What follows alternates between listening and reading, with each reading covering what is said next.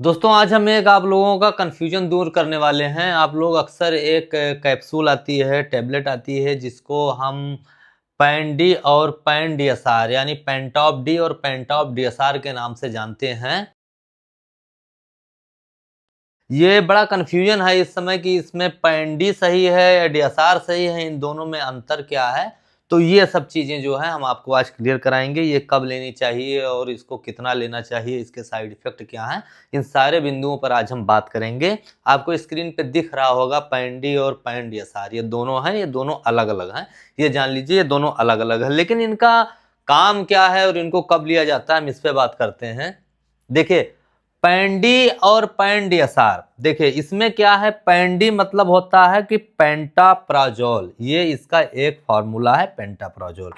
D का जो मतलब हो गया वो हो गया डोमपेरिडोन, ठीक है। तो ये मिला के पैन डी बना हुआ है। तो पैन डी पेंटाप्राजोल और डोमपेरिडोन।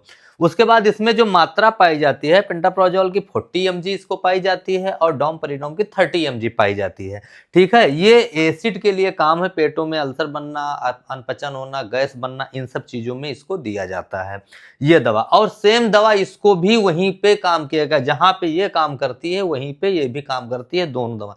बट इन दोनों में डिफरेंट क्या है, अगर दोनों दवाएं एक ही काम करती हैं तो फिर डीएसआर और डी में अंतर क्या है, ये भी एक सवाल है। तो हम आपको बता रहे हैं कि इसमें क्या जो है अंतर है। देखिए ये आपका हो गया सिर्फ दो फार्मूला, पेंटाप्राजोल और डोमपेरिडोन और पेंटाप्राजोल। डोमपेरिडोन में इसमें आपके 30 mg, पेंटाप्राजोल में 40 mg मिला के ये आपको बना दिया गया पैन डी और डीएसआर। इन दोनों में अंतर ये है कि ये दवा आपका इंस्टेंट काम करना शुरू कर देती है, आप जैसे ही लेते हैं ये बहुत जल्दी अपना असर दिखाना शुरू कर देती है। और एक चीज ये भी है कि ये जितना जल्दी असर दिखाती है उतना ही जल्दी इसके असर कम हो जाते हैं इसके अपेक्षा।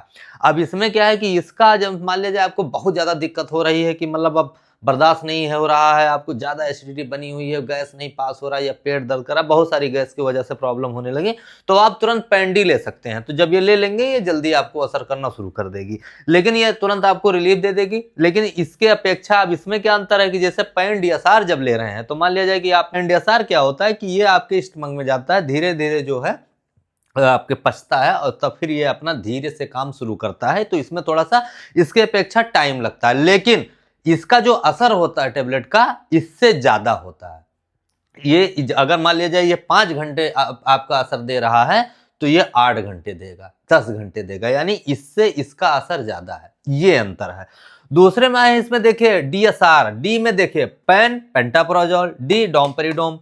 एसआर का मतलब हो गया सनटेडर रिलीज, ये जो है धीरे धीरे रिलीज करता है, ठीक है। एसआर का मतलब यही है सनटेडर रिलीज। उसके बाद में डी डोमपेरिडोन और पेंटाप्राजोल सेम फार्मूला है, लेकिन एसआर को इसीलिए बताया गया है कि ये स्लो वर्क करेगा, इसका असर लंबा रहेगा, ये तुरंत रिलीफ देगा लेकिन इसका असर ज्यादा देर नहीं रहेगा। तो ये दोनों दवाइयां एक ही ग्रुप की हैं, एक ही काम करती हैं, फर्क सिर्फ इतना रखा गया है इसका असर ज्यादा देर तक रहता है आपके शरीर में, इसका असर बहुत कम देर तक रहता है। खैर अब इन दोनों में मान लिया जाए कि अगर ये रिएक्शन करेंगे तो क्या करेंगे, इसका कोई बहुत बड़ा रिएक्शन नहीं है, सिर्फ रिएक्शन इतना है मुंह सूखना, मछली आना, उल्टी हो जाना या फिर सर दर्द करना, यही इसके हैं। लेकिन ये बहुत कम देखा गया है कि मतलब जो है ये इसके साइड इफेक्ट, किसी किसी को नहीं सूट कर रहा है तो वो अलग चीज है। तो ये इसका साइड इफेक्ट है कि मुंह सूखने लगेगा, चक्कर आने लगेगा, कमजोरी महसूस होने लगेगी।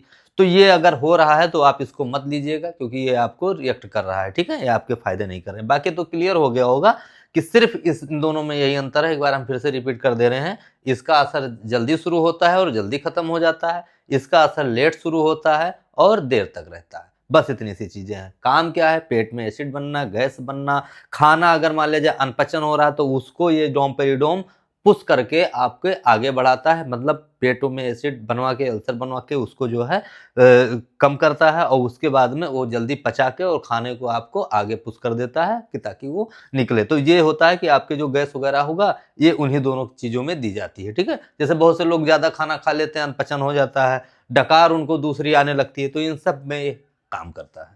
और एक सबसे महत्वपूर्ण बात, देखिए कोई भी दवा हो, कोई भी एवरीथिंग दवा हो, आप अपने मन से मत खाइए बिना डॉक्टर के सलाह से। आप डॉक्टर से जरूर पूछिए कि क्या आपको जो बीमारी होगी आप बताएँगे तो डॉक्टर आपको ज़रूर बताएगा कि हाँ, ये दवा लेनी है या नहीं लिया है। ये तो हमने सिर्फ़ अंतर बता दिया कि आपको जो दवाइयाँ मिलती हैं तो आप इतना समझ सकते हैं कि अगर पैंडी है तो क्या होगा, पैंडियासार है तो क्या होगा। बस इतनी सी माल है, बाकी बिना डॉक्टर की सलाह से कोई दवा ना खाएँ।